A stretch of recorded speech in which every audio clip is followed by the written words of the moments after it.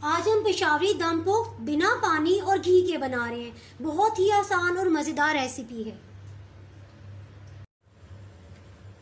बिस्मिल्लाहिर्रहमानिर्रहीम। अस्सलाम वालेकुम व्यूअर्स। आज मैं आपके लिए पेशावरी दम पुख्त की ओरिजिनल रेसिपी लाई हूँ। पारा चनार, अपर कुरम, पेशावर के इलाकों के लोगों की ये मरगूब डिश है। जब भी कोई खास मेहमान आ जाए तो इसे बनाया जाता है। चलिए बनाना शुरू करते हैं। इसके इंग्रेडिएंट्स कुछ इस तरह से हैं। मटन का गोश्त 1 किलो, इसमें आध पाव जो है वो हमने चर्बी वाली बोटी शामिल की है। प्याज जो है ये 4 दरमियाने साइज के हमने लिए हैं। टमाटर 3 अदद, ये भी मीडियम साइज के हैं।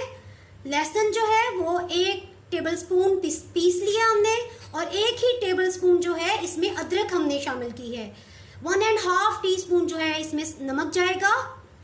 और ये जो है ये मेरी हरी मिर्च जो थी ये तेज जायके की नहीं है, इसलिए मैंने इसमें 18 से 20 हरी मिर्च का पेस्ट बना लिया है।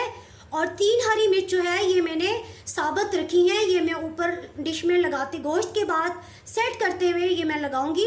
और ये मैं जब गोश्त हमारा 1.5 घंटे के बाद पकने के करीब होगा तो उस टाइम पे मैं शामिल करूंगी, ताकि हरी मिर्च का जायका हमें सही ओरिजिनल जायका मिले। चलिए हम बनाना शुरू करते हैं।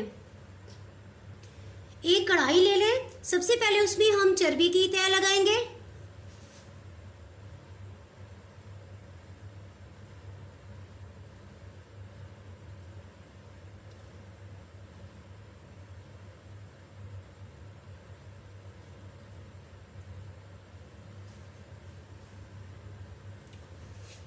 और फिर इसके ऊपर हम गोश्त की बोटियां फैला लेंगे। गोश्त हम बोटियां जो है ये बड़े साइज की बनवाएंगे।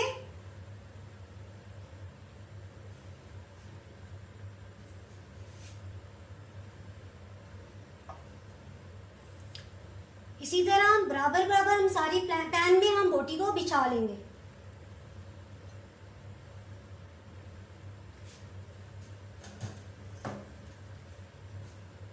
आलू छिलके समेत हमने लेना है, क्योंकि जब ये धीमी आंच पे 2 से 2.5 घंटे तक पकेगा तो आलू घुलेगा नहीं। हरी मिर्चें जो है ये सबसे लास्ट में मैं ऊपर डालूंगी। टमाटर इसमें शामिल करते हैं। इसका छिलका मैंने उतार लिया है। ये आपकी मर्जी है कि आप इसका छिलका उतारते हैं या नहीं, और ये ऑप्शनल है कि आप इसमें टमाटर या आलू ऐड करते हैं कि नहीं। कुछ लोग इसमें शामिल करते हैं और कुछ नहीं। प्याज का ये वाला हिस्सा जो है ये मैंने राउंड कट करके निकाल लिया है, क्योंकि अगर ये शामिल हो जाए हांडी में तो ये हांडी का जायका खराब कर देता है। इसी तरह मैंने बाकी सबको भी ये वाला पार्ट प्याज का रिमूव कर लिया था। अब इसमें हरी मिर्च ऊपर डाल देते हैं। लहसुन अदरक का पेस्ट,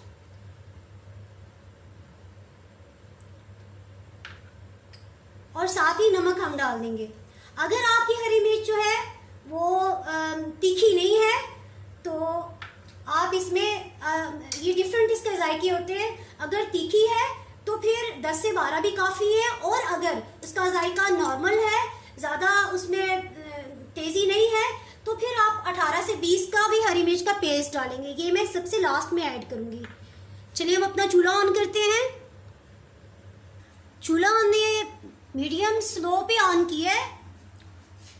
5 मिनट तक हम इसको इसी तरह पकने देंगे, और उसके बाद इस पर हम ढक्कन लगा देते हैं।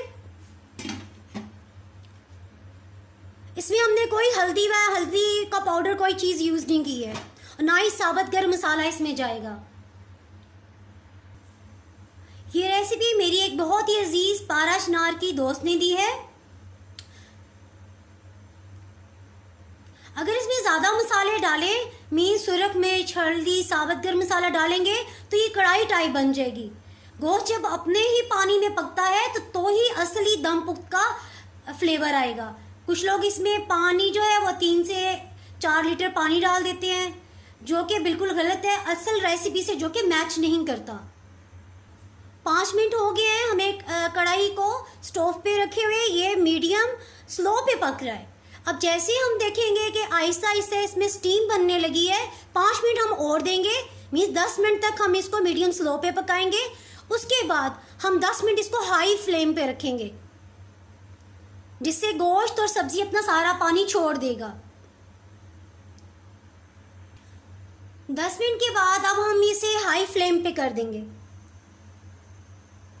और 10 मिनट तक हम इसका वेट करेंगे कि एक अच्छी तरह पानी छोड़ दे। ये देखें, अभी थोड़ा पानी अभी आया है, गोश्त और सब्ज़ी ने थोड़ा पानी छोड़ा है। हम थोड़ा सा मज़ीद इंतज़ार करेंगे कि पानी मज़ीद छोड़े, और जब ये पानी से थोड़ा हाफ भर जाएगा तो फिर हम इसे धीमी आंच पे पकाएंगे। दम पुख्त की रेसिपी हमेशा ऐसी कढ़ाई या पतीले में बनाई जाती है जिसका पैंदा नीचे से मोटा हो, ताकि गोश्त जब धीमी आंच पे 2 से 2.5 घंटे तक पकता रहे तो ये नीचे ना लगे। जब कढ़ाई में अपना पानी छोड़ देगा गोश्त और सब्जी, तो फिर अब ये देखिए व्यूवर्स, काफ़ी हद तक ये पानी छोड़ दिया है। अब हम इसके नीचे तवा रखेंगे, क्योंकि मेरा नॉन स्टिक का है और ये ज़्यादा मुझे मोटा पैंदा नहीं है, इसलिए मैं इसके नीचे अब तवा रखूँगी। कढ़ाई के नीचे मैंने तवा रख दिया है और अब हम आंच इसकी आहिस्ता कर देंगे, धीमी आंच पे। अब इसको हम 1.5 से पौने 2 घंटे तक पकने के लिए छोड़ देंगे। इसके ढक्कन पे आमतौर पे आटे की मोटी तह लगाई जाती है ताकि स्टीम बाहर ना आए, लेकिन मेरा क्योंकि नॉन स्टिक है इसमें से स्टीम बाहर नहीं आ रही है, लेकिन इसका जो सुराख है इस पर मैं ये वेट रख दूंगी।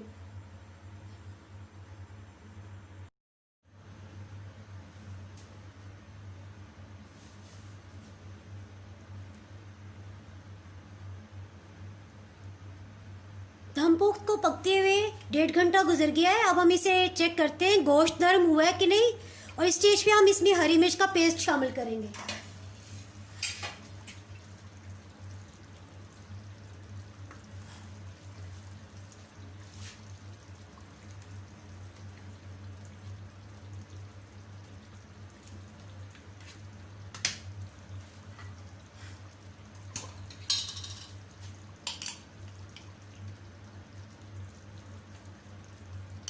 ये 10 से 15 हरी मिर्च का पेस्ट है, 2 टेबलस्पून तकरीबन ये बना है। मैं इसको आधा घंटा मज़ीद पकाऊंगी। थोड़ी सी बोटी में अभी सख्ती है, हरी मिर्च भी जो है वो इसका अच्छा से इसमें टेस्ट शामिल हो जाएगा, और थोड़ी सी ग्रेवी मुझे कम चाहिए। ये आप पे डिपेंड करता है कि आपने शोरबा इसमें कितना रखना है। ओरिजिनल रेसिपी में इतना ही शोरबा रखा जाता है।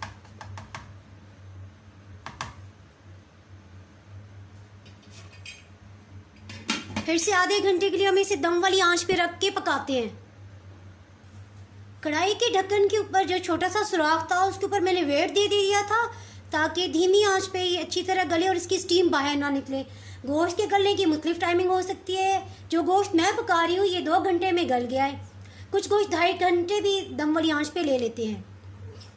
गोश्त की बू दूर करने के लिए मैंने 1 घंटा पहले गोश्त को धो के उस पर आधा कप सिंपल जो गंदम का आटा जिसकी हम रोटी बनाते हैं, आधा कप मैंने आटा ऊपर डालकर और 1 टीस्पून नमक डाल के मैंने अच्छी तरह गोश्त पे मला, उसको 1 घंटे के लिए रख दिया और बाद में उसको अच्छी तरह धो के और फिर मैंने दम पुख्त तैयार किया है। इस तरह गोश्त की हल्की सी भी स्मेल फील नहीं होगी। आधे घंटे के बाद अब हम इसको दोबारा चेक करते हैं। देखिए बिना तेल डाले और पानी डाले ये बहुत अच्छा गोश्त की अपनी ही जो चर्बी थी उसी के अंदर बहुत अच्छा बन गया है और गोश्त के अपने ही पानी में ये गल गया है। अब हम इसको डिश आउट करते हैं। अगर आपने मेरा चैनल अभी तक सब्सक्राइब नहीं किया तो अभी सब्सक्राइब करें, बेल आइकन दबाना ना भूलें ताकि आपको मेरी वीडियोस बर वक्त मिलती रहे। दम पुख्त का सालन हमने डिश आउट कर लिया है। इसका टेस्ट बहुत ही अच्छा आया है। देखें किस कदर नरम और मज़ेदार बना है।